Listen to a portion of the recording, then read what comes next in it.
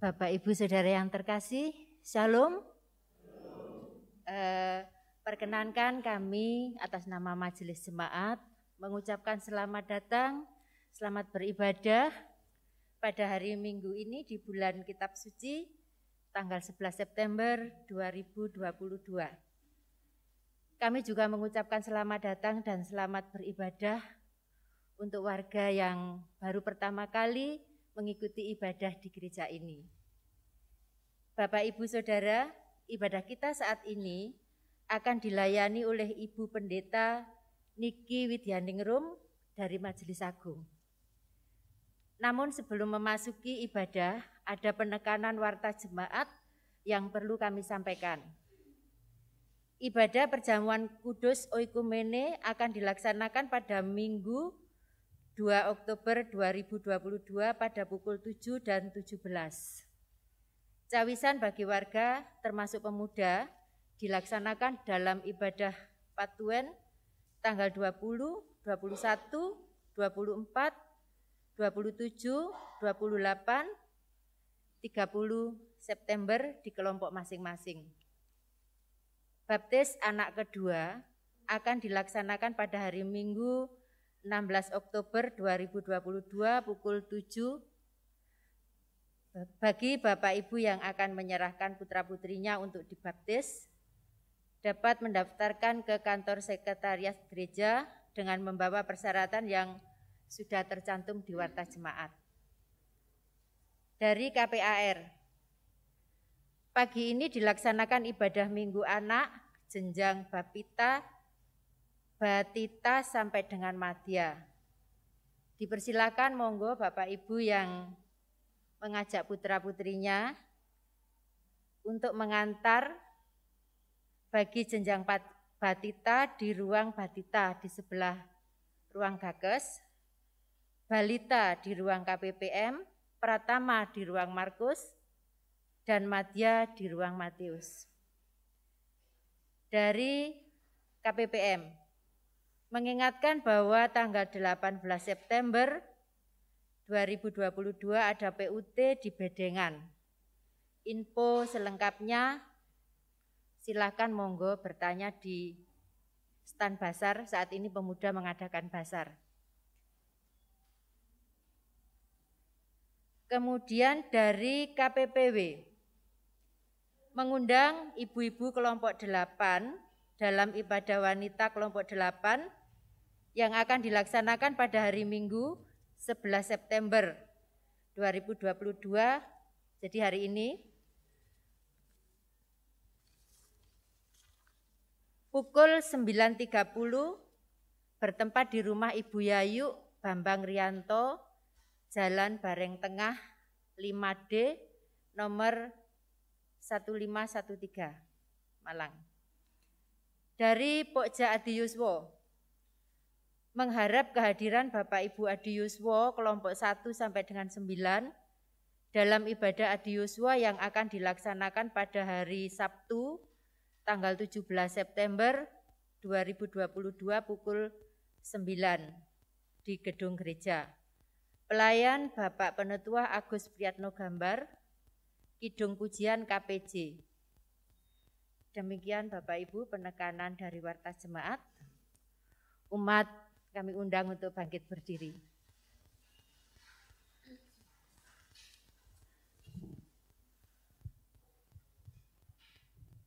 Saudara-saudara yang terkasih, marilah kita datang menghadap Tuhan dengan hati yang penuh sukacita dan menghampiri tahtanya untuk memuliakan namanya dengan hati yang tulus.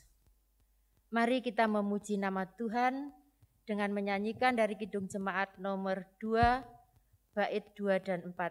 Suci, suci, suci.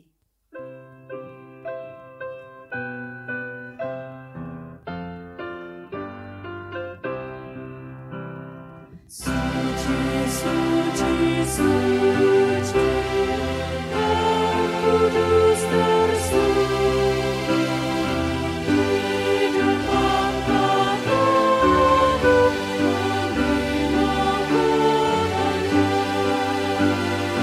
Segenap malaikat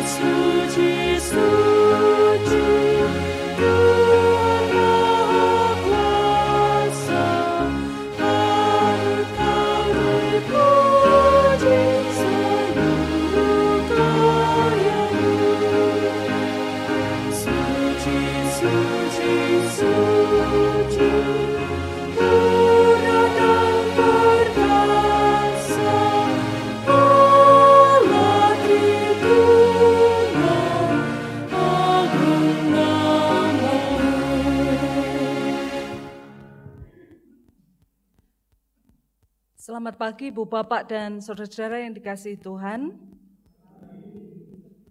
Meskipun cuaca di luar agak mendung, saya percaya kita hari ini hadir di tempat ini dengan penuh sukacita dan keceriaan. Mari kita bersama menyambut ibadah kita pada pagi hari ini, bersama kita lakukan dengan dasar pengakuan yang demikian. Pertolongan dan keselamatan kita datangnya dari Tuhan Allah yang menciptakan alam semesta dengan segala isinya, yang tidak pernah meninggalkan pekerjaan tangannya dan yang kekal kasih setianya. Salam dan damai sejahtera dari Allah Bapa kita dan dari Tuhan Yesus Kristus menyertai kita sekalian. Amin. Ibu Bapak dan Saudara dipersilakan untuk duduk. Ibu Bapak dan Saudara yang terkasih, tema ibadah kita pada minggu hari ini sesuai dengan tema liturgis dan juga yang hari ini juga menjadi tema khotbah kita adalah jalanilah kehidupan di dalam terang firman Allah. Menyadari bahwa kita hidup bukan hanya dari roti saja, begitu dawuhnya Gusti Yesus, tetapi juga dari setiap perkataan yang keluar dari mulut Allah. Kita sungguh menyadari kehidupan kita bergantung pada tuntunan bimbingan kehendak Allah. Maka mari kita sambut tema ibadah kita pada minggu ini dengan kita bersama menyanyikan lagu dari Kidung Jemaat nomor 405. Kita nyanyikan baitnya yang pertama dan kedua.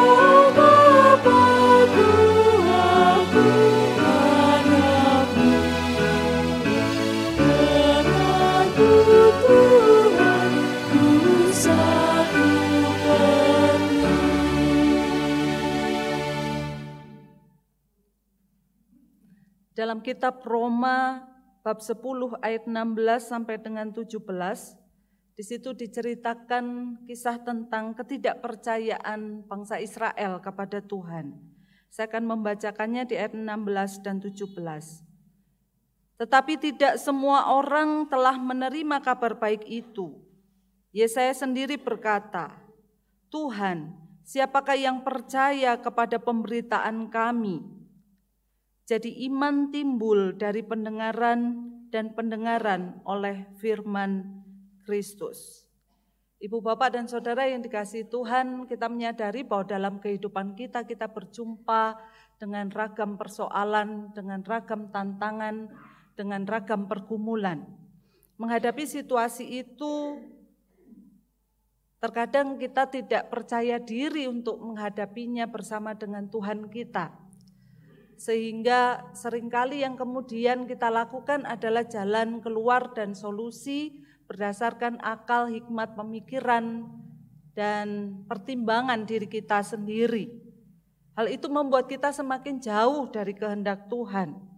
Firman Tuhan hari ini mengingatkan kita betapa iman timbul dari pendengaran dan pendengaran oleh firman Kristus.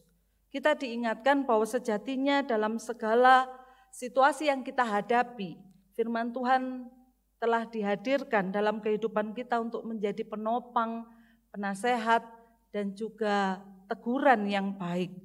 Nah, dalam kehidupan kita ketika kita semakin jauh dari firman Tuhan, maka kehidupan kita boleh dikatakan kalau sesuai dengan bacaan kita menjadi semakin tidak beriman. Karena apa yang kita wujudkan sebagai solusi jalan keluar hanyalah pemikiran dan hikmat kita sendiri ketika kita mengandalkan pemahaman kita sendiri. Maka hari ini Ibu Bapak dan Saudara, kita bersama akan melihat kembali perjalanan kehidupan kita di beberapa waktu yang telah kita lalui. Seberapa kita sudah mengandalkan firman Tuhan, seberapa besar kehidupan kita dipengaruhi oleh firman Tuhan. Dan ketika kita menyadari kita masih seringkali gagal mendengar, terlebih lagi melakukannya, mari kita memohon pengampunan. Biarlah di dalam kehidupan kita di waktu-waktu yang akan datang, secara khusus di dalam bulan Kitab Suci hari ini yang kita rayakan bersama dengan warga Gereja Kristen Jawetan, kita bersama boleh diingatkan betapa pentingnya firman Tuhan menjadi makanan kehidupan kita sehari-hari. Untuk itu mari kita bersama bersatu di dalam doa.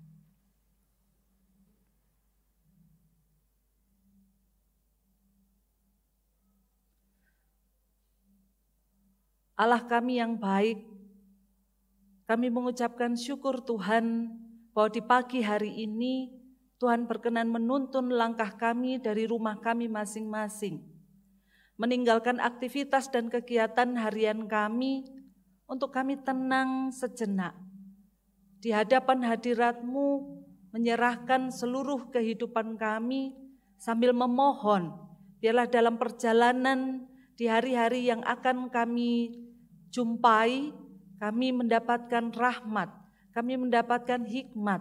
Di tengah-tengah kami juga berhadapan dengan ragam tantangan dan pergumulan. Hari ini Tuhan diperhadapkan dengan kekudusan-Mu. Kembali kami melihat dan sejenak kami menoleh perjalanan kehidupan yang telah kami lalui. Nyatanya kami jujur, nyatanya kami menyadari bahwa seringkali kami gagal menjadi pelaku-pelaku firman-Mu. Terlebih ketika kami diperhadapkan dengan tantangan berat yang terkadang membuat kami lupa untuk berdoa, terkadang kami lupa untuk mencari jalan keluar dalam tuntunan kehendak-Mu. Kami lebih suka memilih jalan keluar yang tercepat, jalan keluar yang memudahkan kami, dan solusi-solusi yang kami wujudkan berdasarkan menyandarkan hikmat dan pengertian kami sendiri. Nyatanya Tuhan, kami juga menyadari bahwa dalam perjalanan itu kami semakin jauh dari kehendak-Mu. Apa yang kami wujudkan nyatanya semakin tidak sesuai dengan kehendak-kehendak dan rancangan-Mu. Kami semakin jauh dari kasih setia-Mu. Hari ini Tuhan, kami memohon pengampunan. Bahwa mungkin kami juga sering mendengar tetapi kami gagal melakukannya. Mungkin kami juga malas untuk mendengar dan malas untuk membaca karena kami merasa mungkin tidak terlalu banyak hal yang diubahkan dari hidup kami. Maka Tuhan hari ini kami memohon pengampunan. Nyatanya kasih setia Tuhan selalu tersedia. Wujud cinta Tuhan terus dihadirkan dalam hidup kami meskipun kami seringkali tidak peduli. Kami memohon Tuhan, biarlah darah pengampunan-Mu hari ini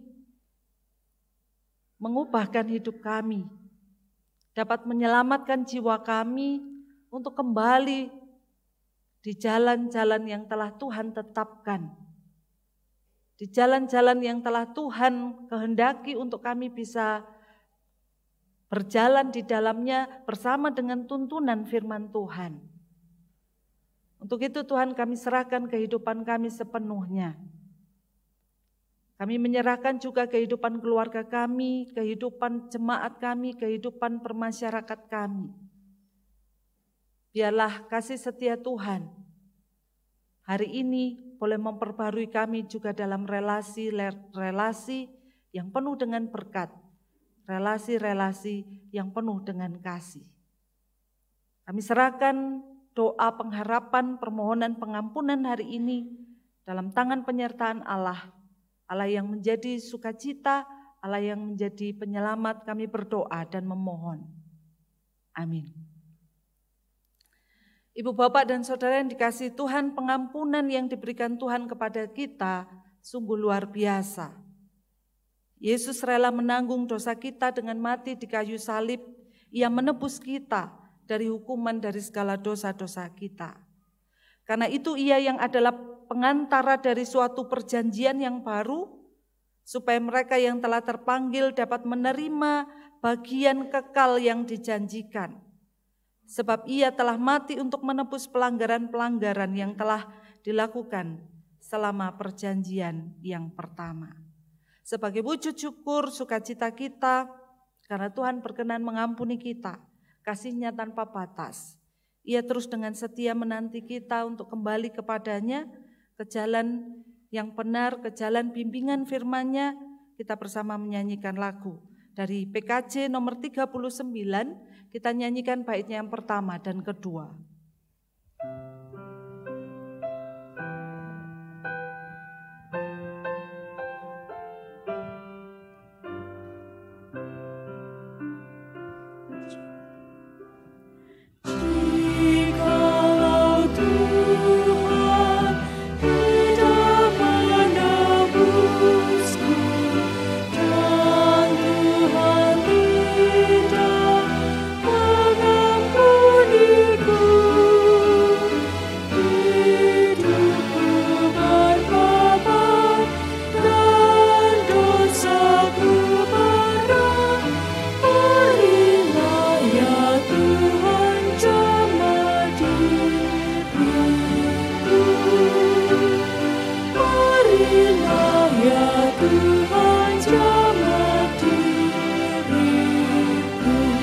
Kita nyanyikan sambil berdiri.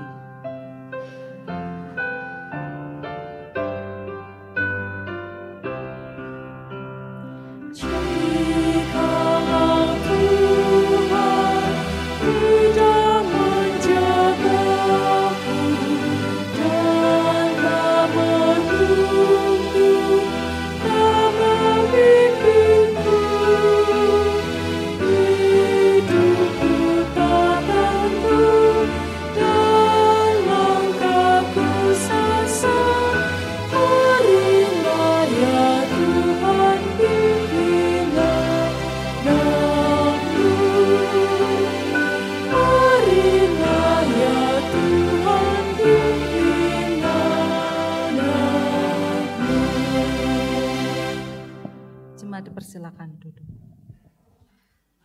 Kita bersama akan mendengarkan dan merenungkan firman Tuhan. Pembacaan pertama dan kedua akan dipandu oleh salah seorang anggota majelis jemaat kita.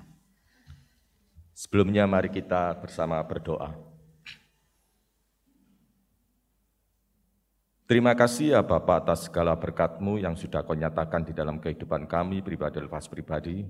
Sepanjang malam hingga pagi ini ya Tuhan, Kau telah menuntun dan membimbing kami di dalam kami istirahat. Dan kami bersyukur buat pagi ini Kau telah mengumpulkan kami untuk bersama-sama membangun ibadah pada saat ini ya Tuhan. Pada saat ini Tuhan kami akan membaca, merenungkan firman-Mu, kiranya kuasa Roh Kudus yang akan menaungi hati dan pikiran kami, sehingga apa yang kami terima ini bisa menjadi berkat bagi kehidupan kami dalam menjalani hidup di dalam kehidupan kami ya Tuhan. Mampukan kami untuk melakukan firman-Mu di dalam kehidupan kami ya Tuhan. Berfirmanlah ya Tuhan, kami siap untuk mendengarkan. Amin. Sebelum kita akan membaca firman Tuhan, mari kita memuji nama Tuhan dari PKJ nomor 124, bait yang kedua. Di saat ini kau perlu Tuhan.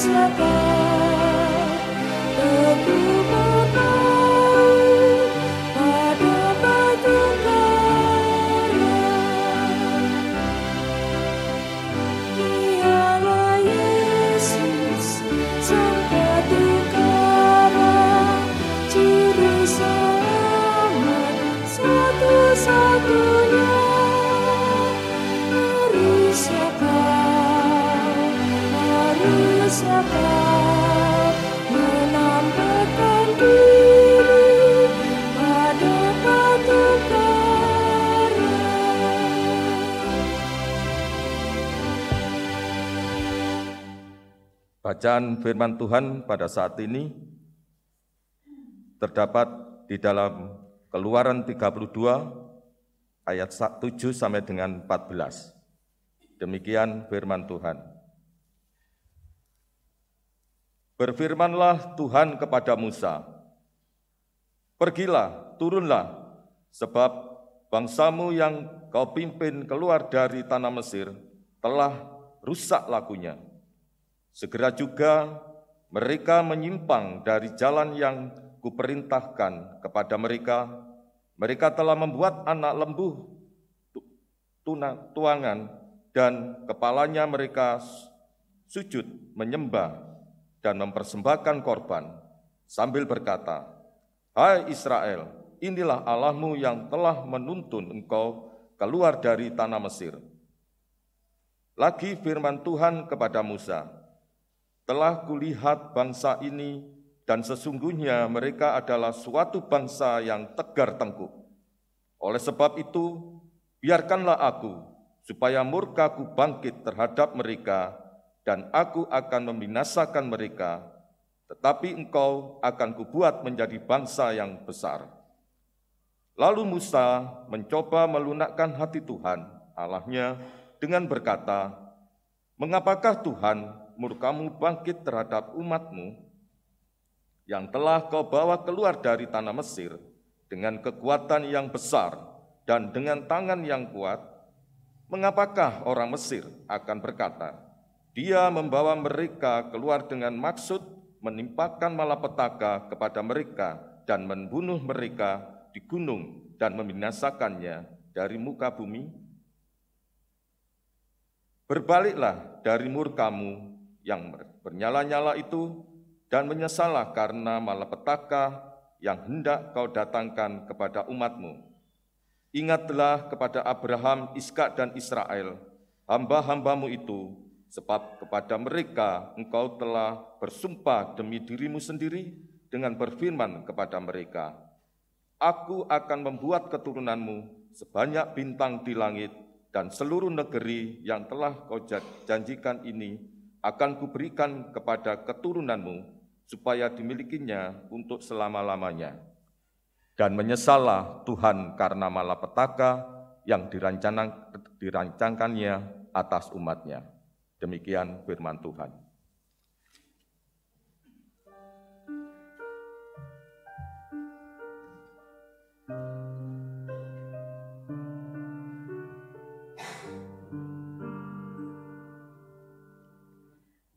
Kasihaniku ya Allah, menurut kasih setiamu, hapuskan pelanggaranku menurut rahmat-Mu yang besar. Bersihkanku seluruhnya, tahirkanku dari dosa. Sebab aku sendiri sadar akan pelanggaran dan dosaku terhadap Engkau. Ku telah berdosa dan melakukan yang Kau anggap jahat, agar ternyata Engkau adil, bersih dalam penghukuman-Mu. Bersihkan aku dari dosaku, basuhlah aku lebih dari salju. Biarlah ku dengar sukacita, tulang yang remuk bersorak kembali.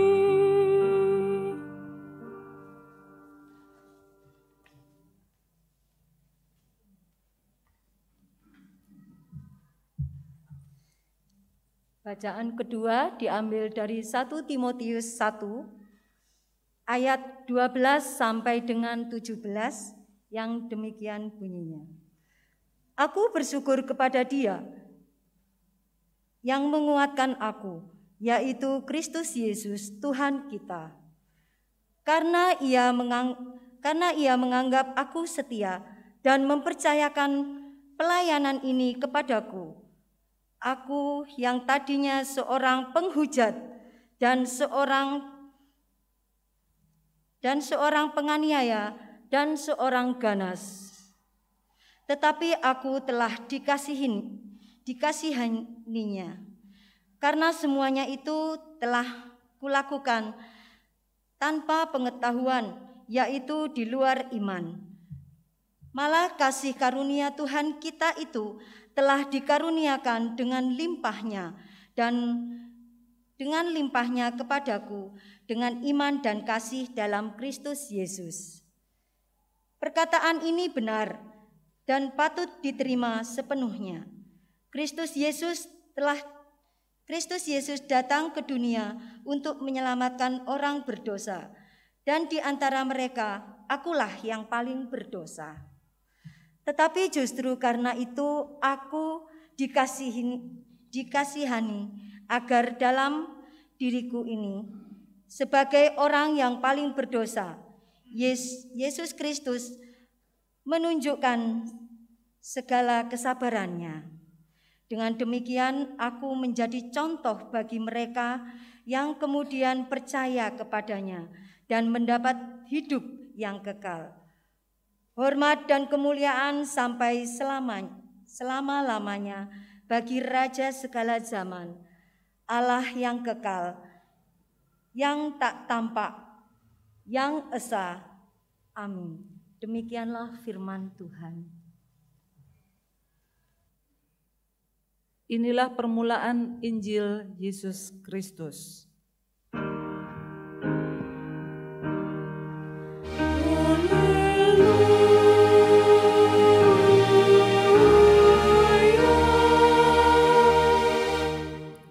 Ibu, Bapak, dan Saudara saya undang untuk berdiri.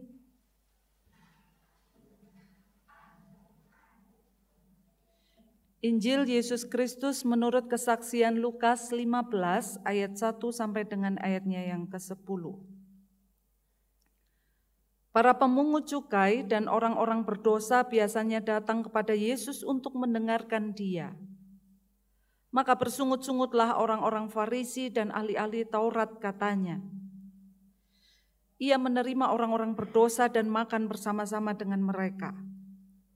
Lalu ia mengatakan perumpamaan ini kepada mereka.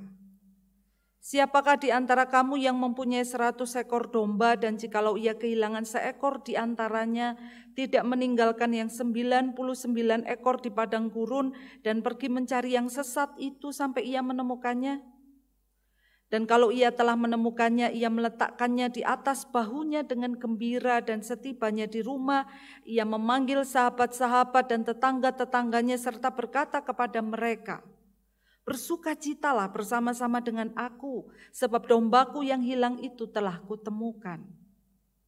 Aku berkata kepadamu, demikian juga akan ada sukacita di sorga karena satu orang berdosa yang bertobat, lebih daripada sukacita karena 99 orang benar yang tidak memerlukan pertobatan.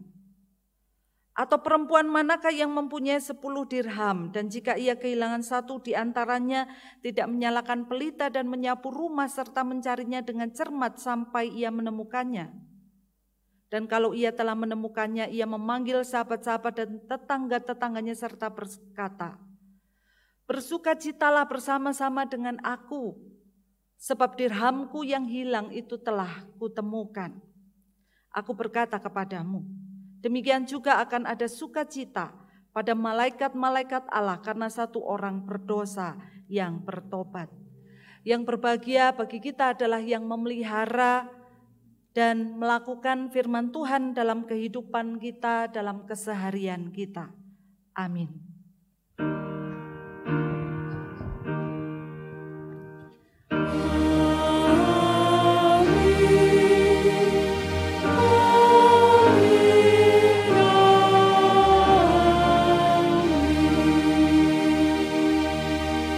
Bapak Ibu dipersilakan duduk.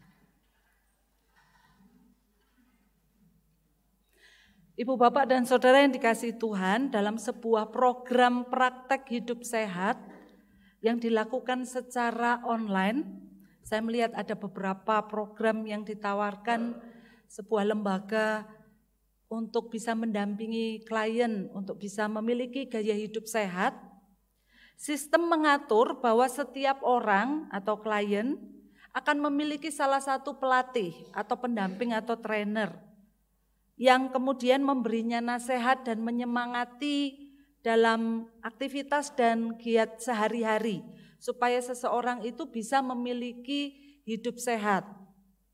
Maka biasanya klien atau seseorang yang menjadi pelanggan dari sebuah lembaga ini, ia akan mengirimkan laporan tentang apa makanan yang dimakannya. Jadi mungkin dari program itu menawarkan ada program diet, makanan berapa kalori yang harus dimakan dan lain sebagainya. Kemudian klien ini akan melaporkannya. Kemudian ia akan melaporkan kegiatan aktivitas olahraga yang dia lakukan. Berapa jam dia tidur. Pengalaman apa yang membuat dia mengalami stres gitu. Mungkin juga sampai curhat pribadi atau konseling gitu ya. Karena itu mempengaruhi kesehatan. Karena fisik itu kan selalu terikat dengan kesehatan jiwa dan lain sebagainya. Itu dilakukan dan dikirim by email. Jadi klien ini akan mengirimkan email, kemudian pelatih atau trainer ini kemudian akan meresponnya. Demikian secara terus-menerus sampai dengan kontrak yang ditetapkan. Komunikasi intensif ini menunjukkan komitmen pelatih atau komitmen trainer atau pendamping itu untuk kemudian menjadi teman bagi klien, seperti apa yang menjadi harapan dan goal tujuan klien, supaya tujuan mengikuti program hidup sehat itu dapat dilakukan. Bahkan meskipun pelatih ini tidak ketemu langsung, pelatih ini tidak berjumpa langsung dengan klien, tidak melakukan komunikasi tatap muka, tetapi itu dilakukan. Wujud tanda kehadiran, mereka saling berbalas email. Ibu Bapak dan Saudara yang dikasihi Tuhan, melihat apa perjuangan yang dilakukan oleh pelatih atau trainer tadi untuk mendampingi klien. Saya menghayati demikianlah juga rencana Tuhan Allah atas kehidupan kita manusia. Dari Alkitab kita bisa membaca bahwa rencana Allah bagi kehidupan manusia itu hanya satu, penyelamatan, kebaikan, dan cinta kasih yang diberikannya dengan penuh kesabaran dan penuh ketulusan. Itu saja inti Alkitab mengisahkan tentang relasi Allah dengan manusia. Dari kitab Kejadian kita bisa tahu ketika manusia jatuh dalam dosa, Allah selalu berjuang, berupaya manusia untuk mendapatkan keselamatan. Dari bacaan yang kita baca hari ini juga intinya sama, tentang cinta kasih Allah dalam mencari orang yang hilang, mencari orang yang berdosa, digambarkan tadi dalam ragam perumpamaan. Secara khusus dalam kitab Lukas tadi, kita melihat betapa cinta Allah digambarkan seperti halnya seorang gembala yang harus meninggalkan 99 domba yang lain di padang gurun untuk mencari yang satu. Kalau kita hitung-hitungan ngoten ya pasti lapo kok siji ae kok. Wong sing 99 ya sik kudu diopeni.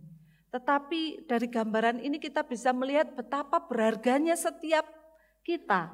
Kalau domba digambarkan kita sebagai umat Allah, berharganya setiap kita. Satu persatu ngoten nggih diopeni dengan sangat teliti dan jeli. Dan tentu saja kita kemudian menjadi tahu mengapa gembala meninggalkan 99 ini pasti dengan keyakinan bahwa 99 ini ada di tempat aman. Yang satu ini tidak tahu dan jelas tidak aman, sehingga mengapa kemudian sang gembala harus meninggalkannya untuk membawa yang satu bisa bersama dengan kelompoknya. Gambaran juga tentang dirham. Dirham biasanya dipakai menjadi mas kawin Ibu Bapak dalam tradisi di bangsa Yahudi. Satu dirham yang kemudian hilang itu digambarkan oleh Alkitab tadi menjadi kepanikan tersendiri bagi sang pemiliknya. Sehingga yang satu akan dicarinya, disapunya, di pojok-pojok rumahnya, ia berusaha menemukannya. Saya membayangkan oleh karena itu mengapa kalau kita ini sering ngomong, Ibu Bapak, duit 50 repes, 100 repes ya penting. 1 juta lek gano 50 repes ya gak dadi 1 juta gitu kan. Saya membayangkan 10 dirham ini menjadi penting. Ketika yang satu terhilang maka tidak jangkep. Yang 1 juta tanpa 50 rupiah, tanpa 100 rupiah juga tidak akan jadi lengkap 1 juta. Oleh karena itu mengapa ketika seorang menemukannya hatinya menjadi bersukacita. Di dalam bagian perjanjian lama tadi kita juga bisa melihat betapa Allah yang sudah memimpin umatnya dengan penuh kesetiaan dari tanah penindasan Mesir, kemudian berjalan menuju tanah perjanjian, masih juga bangsa ini tidak bisa menghargai kesetiaan Allah, mereka mengkhianati kasih Allah, dan kemudian melalui Musa, kemudian bangsa ini diupayakan untuk mendapatkan pengampunan, sehingga kemudian Musa memohon kepada Allah, biarlah pengampunan boleh dinyatakan. Kita bisa melihat betapa dari negosiasi Musa kemudian dengan Allah, nyatanya bangsa Israel yang seharusnya pantas mendapatkan kemarahan, kemudian mendapatkan kasih keramahan Allah. Dan juga dalam puncak pengorbanan Yesus Kristus, kita bisa menghayati bahwa pesan Allah hadir di dunia adalah satu, penyelamatan manusia, penyelamatan kita orang yang berdosa. Dan hal itu berlangsung hingga hari ini, Ibu, Bapak, dan Saudara. Bahwa sejatinya Allah menyatakan firman-Nya melalui setiap orang-orang yang terpilih untuk menceritakan kisah kasih Allah pada dunia. Kisah kasih Allah pada manusia yang hari ini kita nikmati melalui sabda-sabda Tuhan. Hari ini boleh menggambarkan bahwa pekerjaan Allah terus berlangsung dalam upaya penyelamatan, komunikasi antara sang pembimbing dengan kita, supaya kita mendapatkan keselamatan, supaya kita, kalau dalam trainer tadi dia mendapatkan sehat gitu ya, kesehatan, supaya kita mendapatkan keselamatan itu terus dinyatakan supaya ya kita terus berjalan di jalan yang sesungguhnya, di trek yang benar. Sehingga firman Tuhan dinyatakan sebagai penguatan, kadang peringatan, kadang teguran, kadang menyemangati dalam kehidupan kita hari lepas hari. Khususnya hari ini, Bu, Bapak, di bulan Kitab Suci kita diajak bersama warga Gereja Kristen Jewetan untuk kemudian lebih banyak merenung, bertanya juga tentang seberapa besar dampak firman Tuhan dalam kehidupan kita. Dalam webinar Bali Wiyoto beberapa waktu lalu yang didampingi Pak Ayong, Ibu Bapak, Pak Ayong menyampaikan survei dari Survey Center of American Life. Begitu, yang mungkin juga bisa menjadi gambaran konteks kita saat ini. Apalagi bersama dengan generasi Z, generasi milenial dan lain sebagainya. Bahwa ada kecenderungan semakin muda usia seseorang keagamaan menjadi kurang penting. Gitu. Ngoten nggih Pak Ayung. Ada Pak Ayung. Keagamaan menjadi kurang penting. Terlebih lagi kalau kita berbicara seberapa banyak kita dalam 1 minggu membaca firman Tuhan, seberapa banyak waktu kita yang kemudian kita gunakan untuk berkomunikasi melalui pembacaan Alkitab. Kita bisa melihat, mungkin kita cukup banyak waktu untuk membaca, mungkin juga mendengar melalui banyak sekarang tayangan YouTube cukup banyak sekarang. Setelah pandemi banyak firman Tuhan, kita mau cari renungan model apa gitu di sana cukup banyak. Tapi mungkin juga kita bolehlah bertanya, seberapa besar dampak firman Tuhan itu bagi diri kita sendiri. Jangan-jangan kita sering mendengar juga, tapi kita juga tidak banyak-banyak berubah gitu. Hidup saya ya begitu-begitu saja gitu. Atau bahkan juga digambarkan seperti halnya tadi, bangsa Israel yang sudah dipimpin oleh tangan Allah terus disertai mengalami langsung bagaimana mujizat-mujizat Allah dinyatakan, ternyata ada di suatu titik ketika kemudian mungkin menghadapi pergumulan, tantangan, kemudian menjadi sibuk juga mencari ilah-ilah lain. Atau seperti halnya satu domba yang memilih untuk tidak bersama dengan kerumunannya. Nah, Ibu, Bapak, dan Saudara, hari ini kembali kita diingatkan tentang kasih Allah, cinta Allah yang hendak menuntun kita bersama untuk mencintai firman-Nya, kemudian hidup melekat dalam firman-Nya dan menjadikan firman Tuhan ini sebagai bagian dalam hidup kita sehari-hari. Bukan sesuatu yang terpisah, bukan sesuatu yang berbeda dari kehidupan kita sehari-hari, tetapi sesuatu yang real, yang nyata, yang bisa kita aplikasikan dalam hidup kita sehari-hari. Salah satu metode membaca Alkitab, Ibu Bapak, yang misalnya oleh kelompok pendamping retret Korimengo misalnya ditawarkan untuk bisa kita lakukan adalah tentang Lectio Divina. Mungkin Ibu Bapak juga sudah pernah melakukan. Lectio Divina adalah cara membaca Alkitab. Lectio itu pembacaan, Divina itu kekudusan, yaitu cara membaca Alkitab yang kemudian dibantu dengan beberapa tahapan supaya itu kemudian betul bisa menyentuh kehidupan kita secara utuh. Saya akan sharing tentang bagaimana metode Lectio Divina. Ini mumpung di bulan Kitab Suci. Jadi kalau Bapak Ibu pertama akan membaca Alkitab, ini kalau misalnya dilakukan di rumah, ini ku pastikan bahwa Bapak Ibu tenang dan siap untuk situasi itu. Gitu. Tadi Bapak Penatua Diaken sempat guyon, waduh ini kok mendungai, kok kayak pas maca kitab kelingan pemeane gitu. Keingat sama jemurannya mang wis tak angkat atau porong gitu. Saya juga pernah melayani Ibu Bapak di salah satu jemaat di mana satu pepantannya itu agak di gunung. Mungkin tukang sayur agak jarang keliling di daerah itu. Sehingga pada waktu ibadah tiba-tiba wonten suwantene Mbah Putri, aku entenono gitu Ibu Bapak. Minta supaya tukang sayurnya menunggu dia sepulang gereja. Niku dipengok lewat cendelo ngoten, aku entenono ngoten aja ditinggal.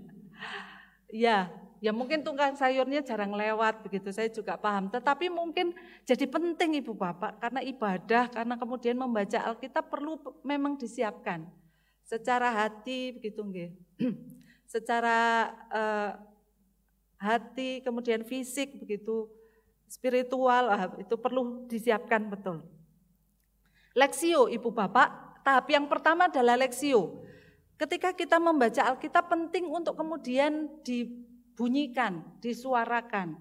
Ketika kita membaca di rumah, itu penting ketika disuarakan. Mengapa Ibu Bapak? Terkadang kalau kita membaca dalam hati, niku ada beberapa kata yang kemudian terlewatkan.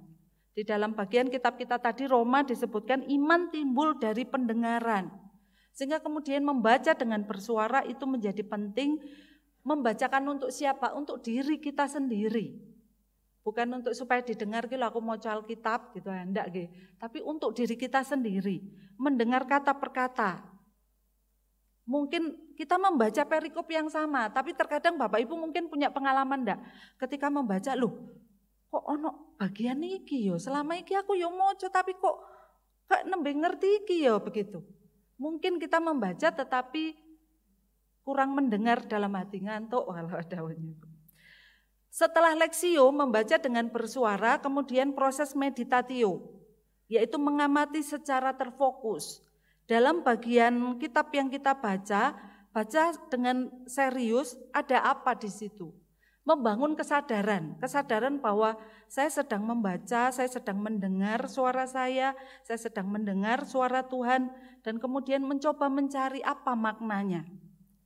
Setelah meditatio, kemudian contemplatio. Memikirkan dengan lebih dalam. Setelah mendengar, melihat, kemudian melakukan refleksi dengan lebih dalam. Misalnya kalau bacaan yang kita baca tentang pengampunan, kita kemudian bertanya pada diri kita, siapa yang harus saya ampuni? Peristiwa apa yang membuat saya tidak bisa mengampuni orang lain? Mengapa saya menjadi sulit mengampuni seseorang misalnya? Terjadi komunikasi dalam firman dengan diri kita yang sedang menghayati, yang sedang merefleksikan dengan lebih dalam. Kemudian orasio, diwujudkan dalam doa. Kita mulai berbicara kepada Tuhan. Ini komunikasi, kalau tadi ada trainer, ada klien, ini kita mulai konsultasi sama Tuhan. Doa itu bukan hanya sekedar daftar belanja Ibu Bapak. Kita mau cepet dapat jodoh, pekerjaan lancar begitu, atau kehidupan saya baik-baik saja. Dan kemudian kalau kita sesudah belanja kita pulang selesai. Atau kemudian ketika belanjaan tidak ada ya saya pergi ke toko lain begitu. Kalau kita hanya menghayati doa, hanya sekedar sebagai cara menyampaikan daftar belanja kita ya kita tidak bertumbuh. Tetapi doa adalah menjadi bagian ketika kita mengkomunikasikan firman Tuhan yang telah kita dengar, kemudian kita bawa dalam doa, kita doakan orang yang mungkin hari ini membuat kita sakit hati, kita mendoakan diri kita yang mungkin belum bisa mengampuni, kita doakan firman Tuhan, kita bawa, kita nyatakan dengan jujur, saya belum bisa Tuhan, saya masih marah, saya masih kecewa, nyatakan itu dalam doa. Dan kemudian misio, yang terakhir adalah misio, setelah berdoa,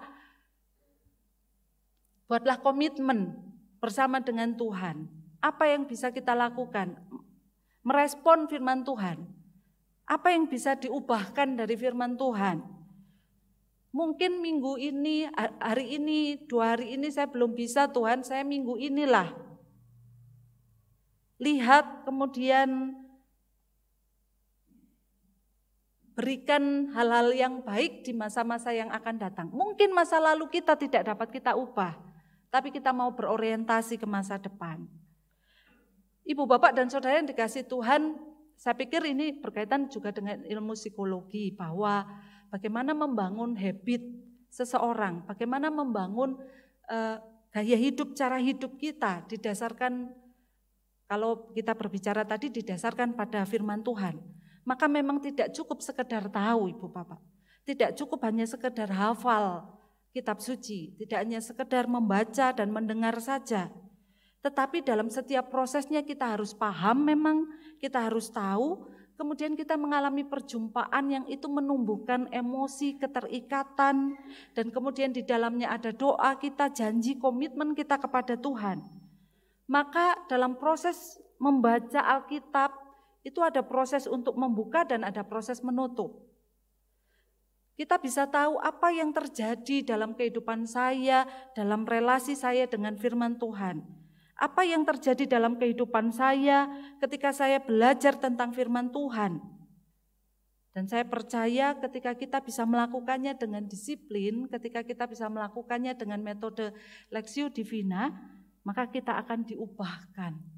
Kita akan menjadi jiwa-jiwa yang diselamatkan oleh Allah, seperti halnya satu domba yang hilang, seperti halnya satu dirham yang hilang, seperti halnya bangsa Israel yang diampuni.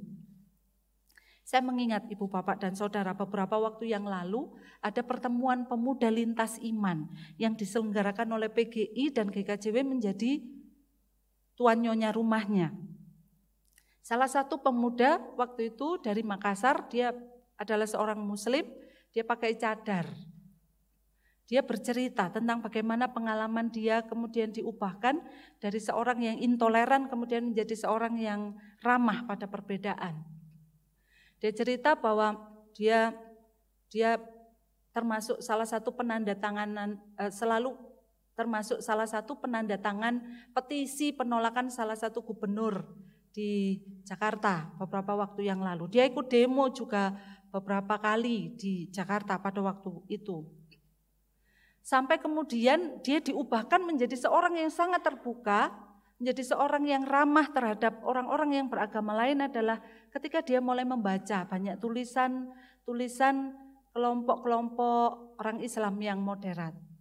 Kemudian setelah dia tahu, dia mengalami perjumpaan dengan para pendeta, dengan orang-orang Kristen di Makassar yang sebelumnya dia pahami bahwa orang Kristen itu jahat, orang Kristen itu buruk. Kemudian dalam perjumpaan itu ia merasa dicelikkan. Ia diubahkan bahwa ternyata orang Kristen itu juga baik gitu. Orang Kristen itu juga ternyata ramah. Dan selanjutnya kemudian hari ini dia menjadi salah satu motivator cukup cukup aktif menjadi salah satu promotor perdamaian pemuda di Makassar. Ibu, Bapak, dan Saudara, kalau kita melihat bagaimana seorang yang sangat berbeda kemudian bisa berubah menjadi seorang yang pribadi baru, itu karena dia tahu, tetapi juga dia mengalami perjumpaan emosional yang menyentuh hatinya. Sehingga oleh karena itu Ibu, Bapak, dan Saudara, firman Tuhan ini saya menghayati, saya meyakini ini juga menjadi suatu yang sangat berdaya, memiliki energi untuk mengubahkan hidup kita ketika kita tidak cukup tahu saja, tetapi ketika itu dikorelasikan, dihubungkan, dikoneksikan dengan pengalaman hidup kita, itu kemudian menyentuh bagian dari penghayatan kita, menyentuh dari penghayatan iman kita, dan kemudian bersama dengan komitmen baru itu akan menjadikan kita sebagai orang-orang yang diselamatkan, menjadi orang-orang yang menjalani kehidupan yang baru dalam pimpinan Tuhan. Maka Ibu, Bapak, dan Saudara yang dikasihi Tuhan, belajar juga dari kehidupan Paulus. Kalau dalam Paulus, di dalam bagian kitab kita tadi, ia menceritakan betapa perubahan paradigmanya tentang Yesus Kristus itu juga berangkat dari sebuah pengetahuan dalam ayat 13. Tetapi juga bukan hanya itu, bukan hanya sekedar tahu, tetapi pengalamannya berjumpa dengan Allah secara langsung di dalam ayat 15, perjumpaan secara spiritual, dan kemudian pengalaman secara jiwa, betapa dia merasa dicintai, betapa ia merasa diampuni, ia merasa diterima, bahkan ketika ia merasa menjadi orang yang paling berdosa, ternyata Allah memakai dia, dan itu kemudian menjadi perubahan yang besar dalam kehidupan Paulus. Paulus yang dulunya adalah seorang penganiaya di dalam bagian kitab kita tadi, pendosa, ia menyebut dirinya, tapi kemudian ia berubah menjadi seorang yang pencari jiwa untuk mengalami keselamatan seperti yang dia alami. Maka Ibu, Bapak, dan Saudara yang dikasihi Tuhan, mari dalam bulan kitab suci ini kembali kita refleksi.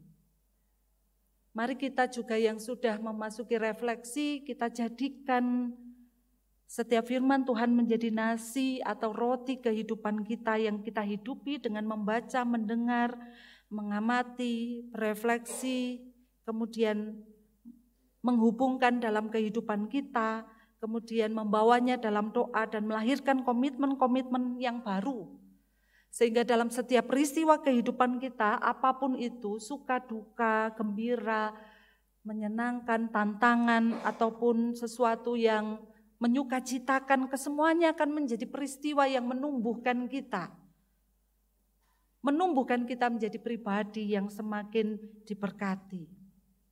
Ibu, Bapak, dan Saudara yang terkasih, sekali lagi alami indahnya berjalan bersama dengan Tuhan dalam kehidupan kita melalui nasihat dan teguran Tuhan. Bahkan dalam kehidupan aktivitas keseharian kita, mari kita sadari bahwa kehidupan kita sejatinya tidak terpisah dari apa yang menjadi kehendak Allah dalam kehidupan kita, dan biarlah ketika itu bisa kita wujudkan, kehidupan kita pun bisa melahirkan puji-pujian dan kemuliaan bagi Allah. Selamat membaca, selamat merenungkan, selamat menggunakan kitab suci menjadi bagian dalam kehidupan yang melekat dalam keseharian kita. Dan biarlah Tuhan Allah yang setia, Allah yang penuh cinta, terus membimbing kita, membawa kita dalam jalan yang dikehendakinya. Tuhan senantiasa memberkati dan menyertai kita. Amin. Saat teduh bagi kita.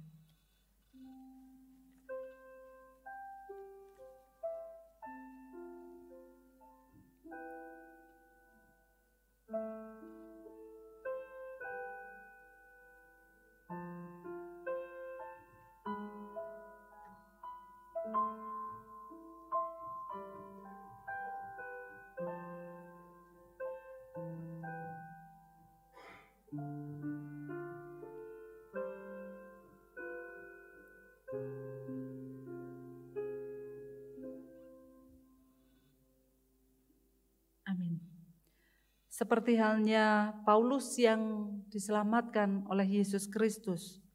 Di akhir bacaan kita tadi kita bisa mendengar puji-pujian Paulus bagi Allah Sang Penyelamat hidupnya. Maka hari ini pun kita mengingat betapa Allah menjadi pembimbing dan teman setia dalam perjalanan kita melalui firman-Nya, melalui pujian Kidung Jemaat nomor 391, kita nyanyikan baitnya yang keempat.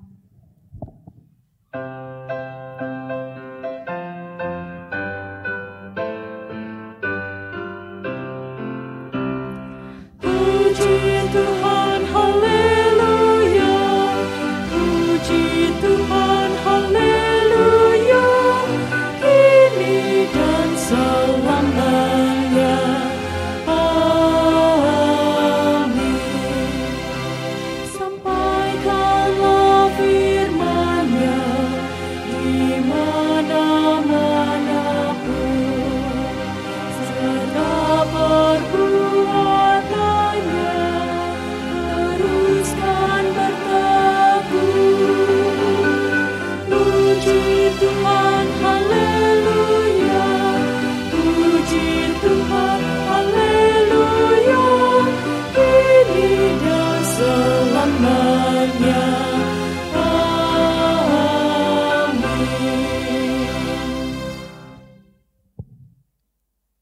Kita bersama akan memperbarui pengakuan iman kita. Saya undang Bapak Ibu untuk berdiri.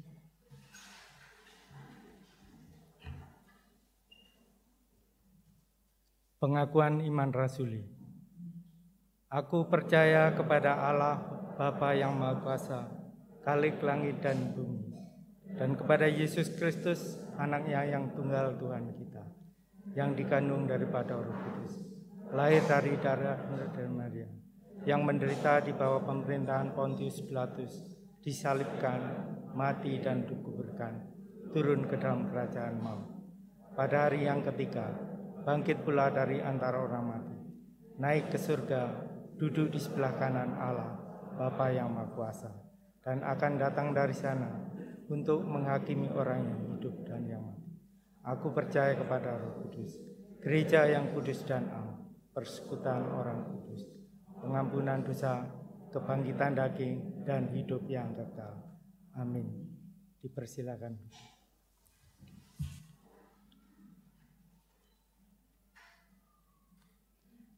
Mari kita bersatu di dalam doa, kita menyerahkan pergumulan kita dalam doa bersama, dan di akhir doa nanti kita akan menyanyikan lagu Doa Bapa Kami.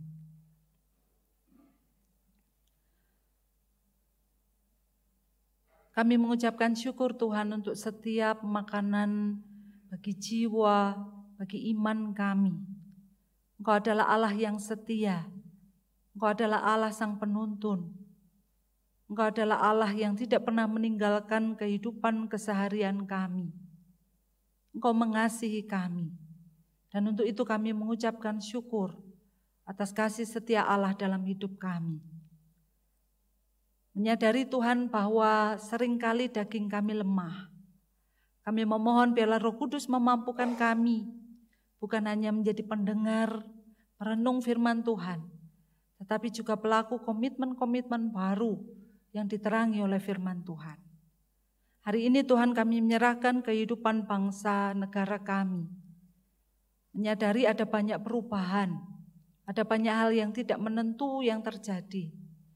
Yang tentu saja hal itu akan berdampak pada kesejahteraan kehidupan kami bersama. Kami hanya memohon Tuhan, biarlah dalam situasi yang kami hadapi, kami boleh saling membangun solidaritas satu dengan yang lain. Menyadari bahwa pandemi juga mengajarkan kami, seberat apapun beban pergumulan kami, nyatanya kami juga dimampukan untuk melewati ketika kami bisa berbagi dan memberi bagian dalam hidup kami juga bagi sesama kami yang lain. Maka Tuhan dalam situasi-situasi tidak menentu yang akan kami hadapi di masa yang akan datang, biarlah semangat kebersamaan bisa membuat kami juga berpulih dan bangkit lebih kuat.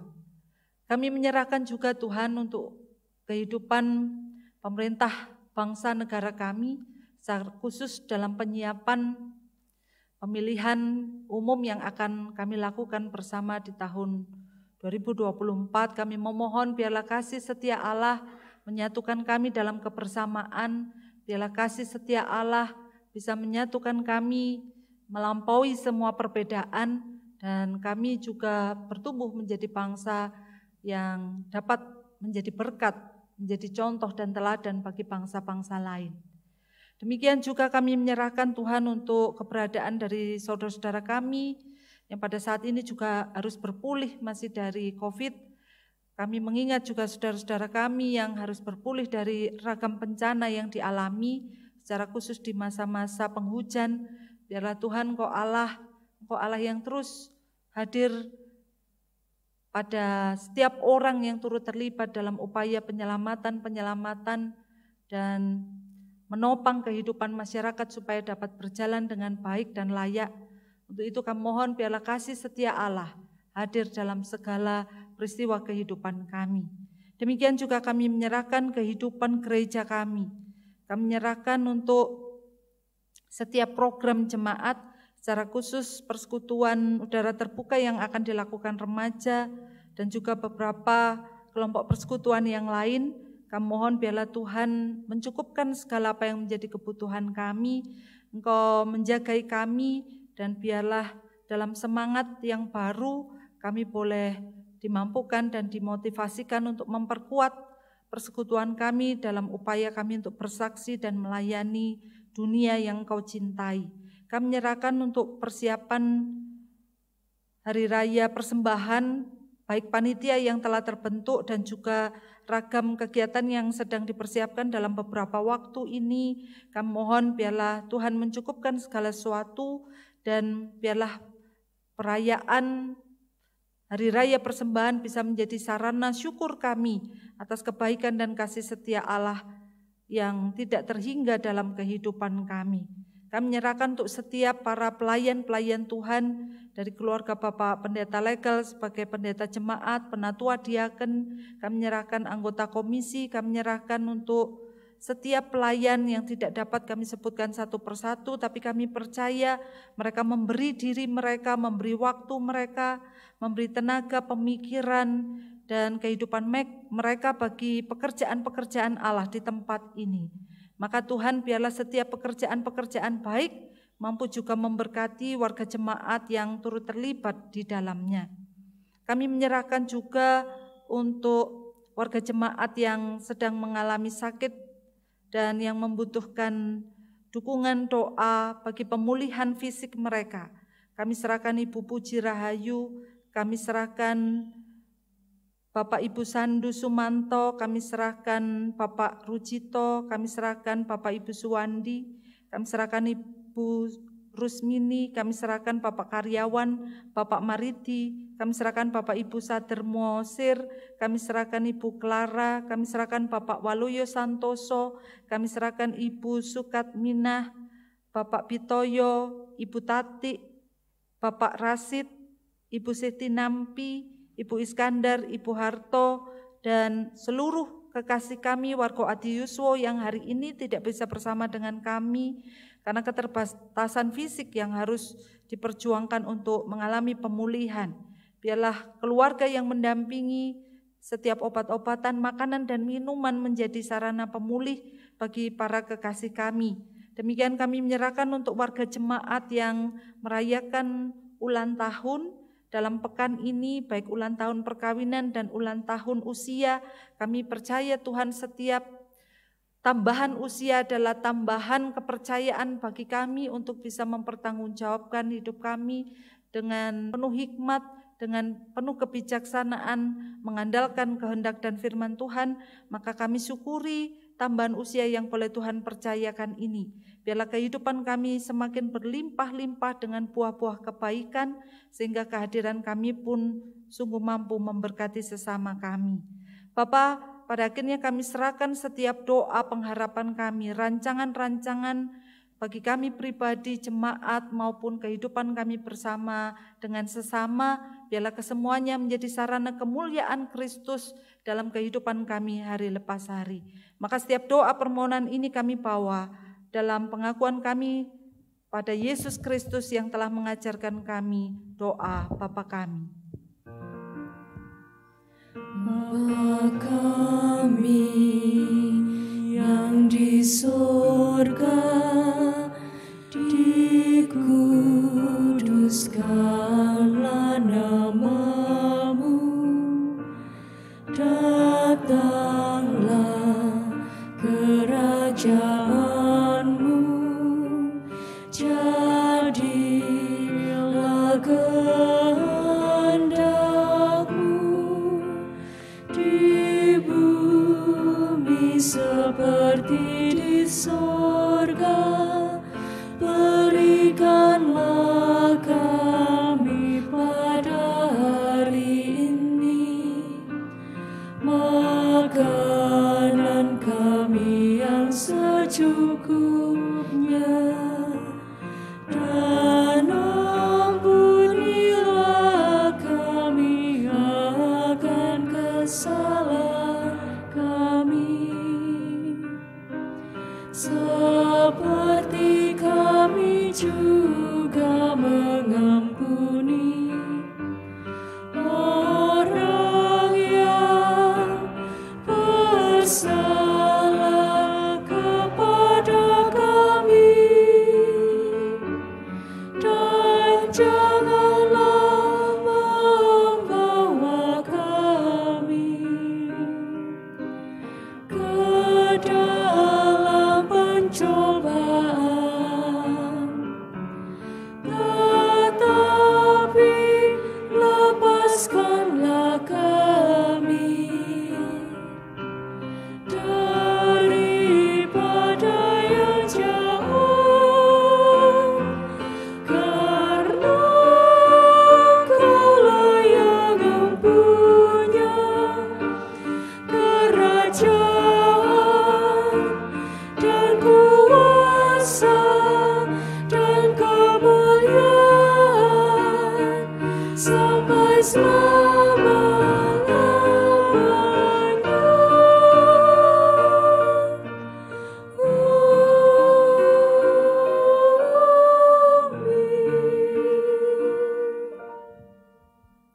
Kita bersama akan menghaturkan persembahan yang akan dipandu oleh salah seorang anggota majelis jemaat kita.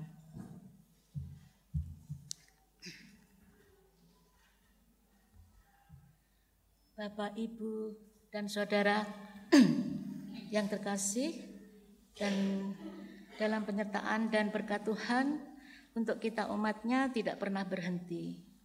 Kebaikan dan kasih-Nya yang telah menyelamatkan kita.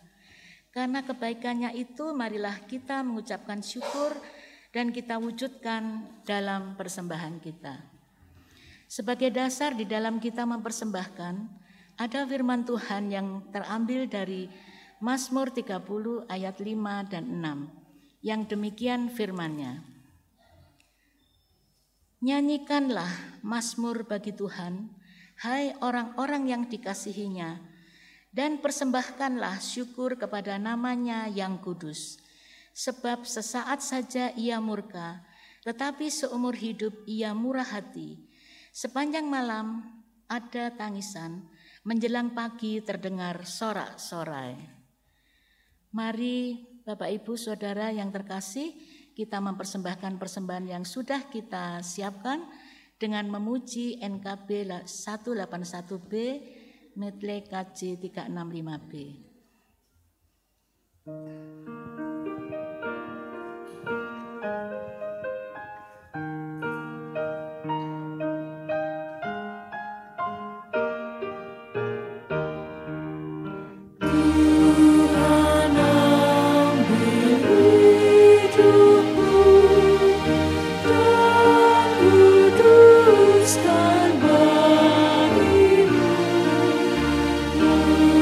Waktu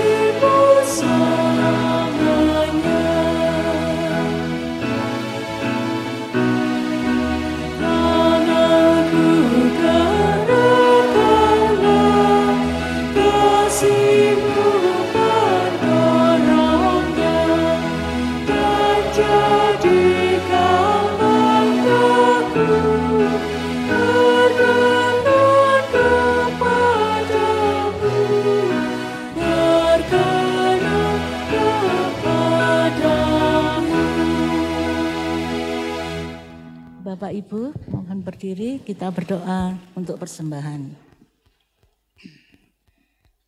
Allah Bapa yang bertakhta di kerajaan surga, Tuhan yang kami sembah di dalam Yesus Kristus.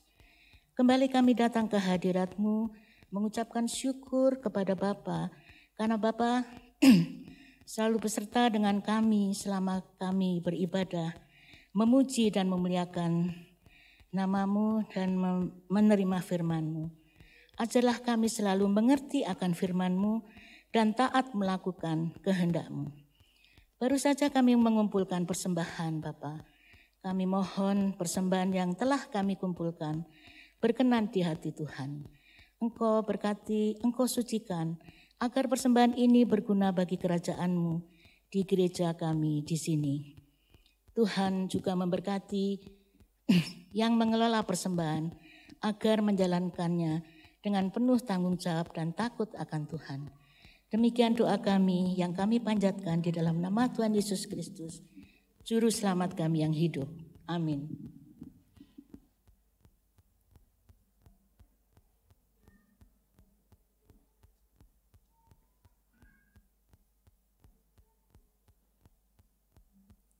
Saudara-saudara kekasih Tuhan, mari kita bersama undur dari hadapan Tuhan kembali ke kehidupan kita masing-masing. Kembali dalam ibadah yang sejati dalam kehidupan dan realitas hidup kita. Dalam bimbingan firman Tuhan, Tuhan akan senantiasa menyertai dan memberkati. Kidung Jemaat nomor 424, kita nyanyikan bait yang pertama dan ketiga sebagai permohonan supaya Yesus Kristus senantiasa juga menjaga hidup dan hati kita dan mewujudkan kehendak-Nya dalam kehidupan kita hari lepas hari.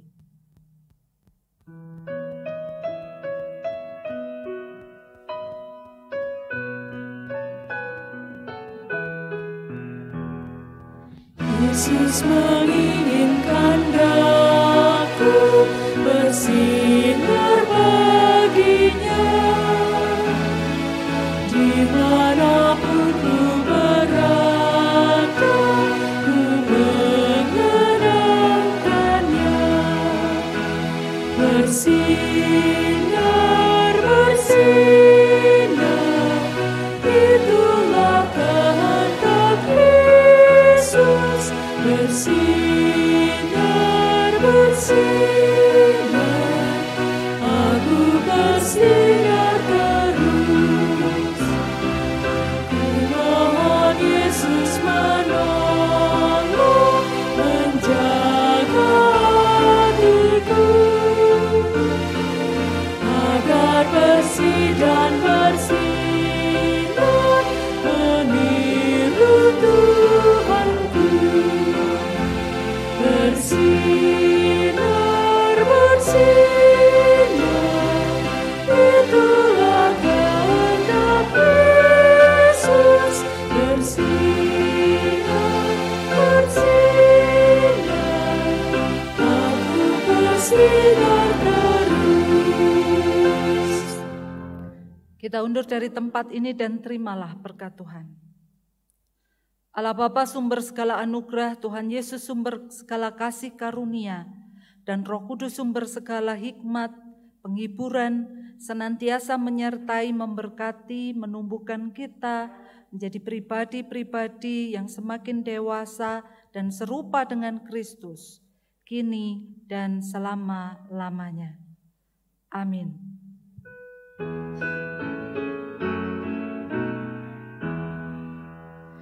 Kepadamu puji-pujian, ada syukur dan segala kemuliaan.